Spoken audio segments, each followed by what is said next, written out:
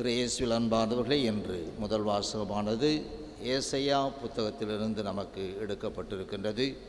முதல் அதிகாரத்திலேயே அவர் என்ன சொல்லுகின்றார் என்பதுதான் இன்று நமக்கு வாசிக்கப்பட்டது. ஆனால் முதல் அதிகாரத்தில் எடுத்தவுடனே 10வது வசனம், பிறகு அதை தொடர்ந்து இருக்கின்ற வசனங்கள் நமக்கு கொடுக்கப்பட்டிருக்கின்றது.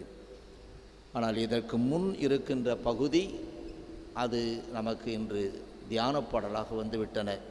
அதாவது, உமது வழிகளெல்லாம் எங்களுக்கு தேவையில்லை, அந்த வழிகளெல்லாம் எனக்கு நிறைவை கொடுக்காது, மன மகிழ்ச்சியை கொடுக்காது, மாறாக உள்ளத்தில் உந்தப்பட்டு செய்கின்ற செயல்கள் தான் எனக்கு தேவை.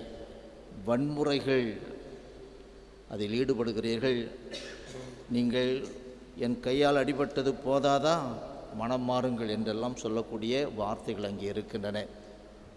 அவர்கள் எப்படியெல்லாம் இருக்க வேண்டும் என்று எதிர்பார்த்தாரோ அப்படி இல்லாத போது தான் கடவுள் ஏசாயா இறைவாக்கினர் வழியாக ஏசாயா தன்னுடைய கண்ட காட்சி, அதற்கு பிறகு அவர் பேசுவதன் முதல் வார்த்தை, விண்வெளியே கேள், மண்ணுலகே செவிகொடு.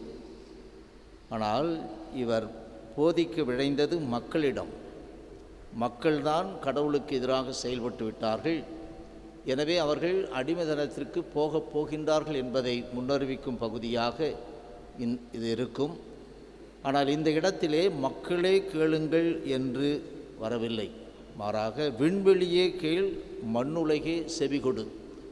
ஏன் இவ்வாறு அழைக்கப்படுகிறது என்பதை நாம் சிந்தித்து பார்க்க வேண்டும். இணை சட்ட நூலிலே சட்டங்கள் கொடுக்கின்ற அந்த பகுதியிலே கடவுள் சொல்லுவார், இன்றே விண்ணையும் மண்ணையும் உங்களுக்கு எதிரான சான்றுகளாக ஏற்படுத்துவேன். நாம் செய்கின்ற செயல்களுக்கு சாட்சிகளாக விண்ணையும் மண்ணையும். எனவே தான் இந்த தீமை செய்யும் இஸ்ரேல் மக்களை பார்த்து பேசுவதற்கு முன்னால் அவர் சொல்வது, விண்வெளியே கேள், மண்ணுலகை செவிகொடு என்று அழைத்து இவர்களின் சாட்சியை வைத்துத்தான் கடவுள் நமக்கு தீர்ப்பிடுவார். இன்று பதில் உரையாக வாசிக்கப்பட்ட தியான பாடல் திருப்பாடல்கள் 50, அதிலே நமக்கு 8ஆம் வசனத்திலிருந்து கொடுக்கப்பட்டது. ஆனால் அங்கே 4வது வசனத்தை பார்த்தால், உயர் வானங்களையும் பூ உலகையும் அவர் அழைத்து தம் மக்களுக்கு தீர்ப்பு வழங்குவார். எனவே சாட்சிகளாக இருப்பது விண்வெளி, விண்ணும் மண்ணும். இதை தான் நாம் பயன்படுத்தி கொண்டிருக்கின்றோம். ஆனால் இவற்றையெல்லாம் நீ எப்படி பயன்படுத்தி கொண்டிருக்கின்றாய், அழித்து கொண்டிருக்கின்றாய் என்பதை இவைகளின் சாட்சியை வைத்து உனக்கு நான் தீர்ப்பு கொடுப்பேன் என்று வேதாகமத்தில் தெளிவாக கடவுள் சொல்லிவிடுகின்றார். அப்படி என்றால் நினைத்து பார்ப்போம்.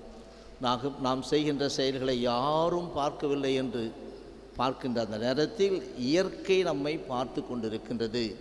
இந்த இயற்கையைத்தான் சாட்சியாக வைத்து உனக்கு தீர்ப்பு கொடுப்பேன் என்று சொல்லுகின்றார். அன்பார்ந்தவர்களே, இன்றைய நற்செய்தியிலே ஆளுகின்றவர்களுக்காக வைத்து கொள்ளலாம். அதிகாரம் படைத்தவர்களாக இருக்கின்ற ஆளுகின்றவர்களை வைத்து கொண்டு அவர்கள் செய்வதையெல்லாம் நீங்கள் எண்ணி பாருங்கள் என்று சொல்லி அழைப்பு கொடுக்கின்றார். இன்று நாட்டு நடப்பை எடுத்துக்கொள்ளுவோம். உங்களில் அதிகாரம் உள்ளவர்களாக இருக்கின்றவர்கள் தொண்டராக இருக்க வேண்டும் என்று சொல்லப்படுகிறது. தொண்டராக இருக்கின்றார்களாம்.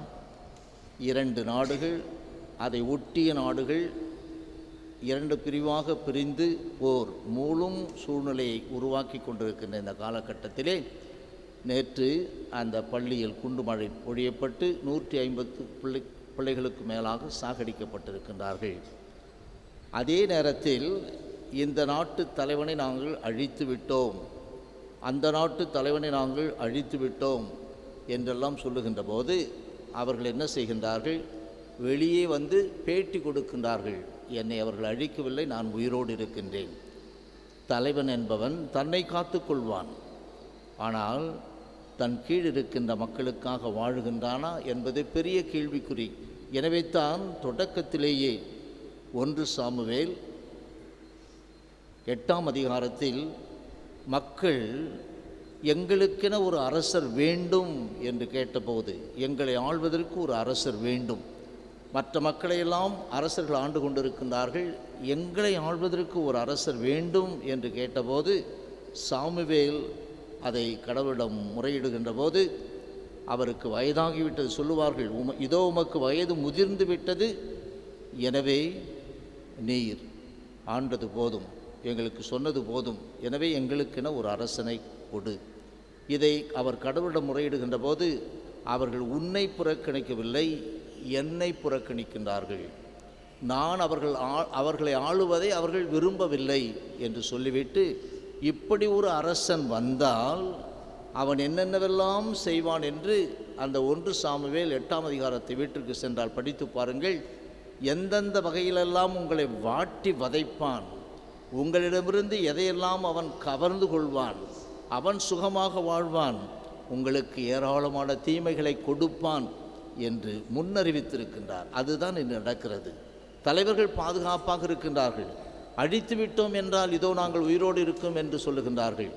ஆனால் உயிர்விட தேவையில்லாத உயிர்கள் எல்லாம் போய்கொண்டிருக்கின்றன.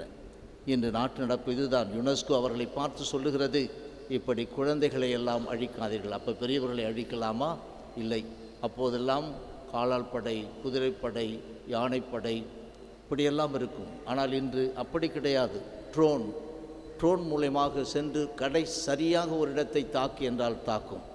எனவே அப்படிப்பட்ட விஞ்ஞானம் வளர்ந்துவிட்டது என்று நாம் மார்பு தட்டி கொள்ளுகின்ற போது அதே விஞ்ஞானம் நம்மை அழித்து கொண்டிருக்கின்றது என்பதையும் எண்ணி பார்க்க வேண்டும். கடவுள் ஏற்கனவே சொல்லி இருக்கின்றார். எனவே தான் அவர் சொல்லுகின்றார் என்ற நற்செய்தியின் இறுதியிலே, உங்களுள் பெரியவர் உங்களுக்கு தொண்டராக இருக்கட்டும், கடைக்கோடி மகனாக இருக்கட்டும். அரசன் தன்னை அந்த பிள்ளைகள் நிலைக்கு கொண்டு வந்திருந்தால் அந்த பிள்ளைகள் அழியும் நேரத்தில் அவனும் அழிந்திருப்பான். ஆனால் பிள்ளைகள் அழிந்தார்கள், அவன் உயிரோடு இருக்கின்றான். எனவே தான் ஆண்டவர் இயேசு அருமையானதை சொல்லுகின்றார், உங்களில் தலைவனாக இருக்க வேண்டுகின்றவன் தொண்டனாக மாறட்டும். அப்போது தொண்டனாக மாறுகின்ற போது தொண்டன் படுகின்ற வேதனைகள் எல்லாம் உனக்கு தெரியும். எனவே இந்த தொண்டர்களுக்கு நான் இப்படிப்பட்டதை கொடுக்கக்கூடாது என்று எண்ணுவாய். கொடுப்பான் என்பதைத்தான் நான் முதலிலேயே சொல்லிவிட்டேன். அரசர் வேண்டும் என்று கேட்டபோதே சொல்லிவிட்டேன். இப்போது அனுபவிங்கள். அதையும் சொல்லுகின்றார் கடைசியிலே அந்த பகுதியிலே, நீங்கள் என்னிடம் முறையிடுவீர்கள், உங்கள் வேண்டுதலை நான் கேட்க மாட்டேன், செவிசாய்க்க மாட்டேன் என்று சொல்லுகின்றார் கடவுள். பாண்டவர்களே, நமக்கு நாமே குழிவெட்டி கொள்ளுகின்ற நிலைப்பாடு தான் இது. நடக்கின்ற அரசியல் எங்கு நடக்கின்ற அரசியலாக ஒரு நாளும் எடுத்து பாருங்கள், எல்லாம் தலைவர்கள் சொகுசாக வாழ்ந்து கொண்டிருப்பார்கள், அடிமட்டத்தில் இருக்கின்றவர்கள் தான் அழிந்து கொண்டிருப்பார்கள். உலகம் விழிக்கட்டும், உலகத் தலைவருடைய இதயங்கள் இயங்கட்டும் என்று ஜெபிப்போம். ஆமேன்.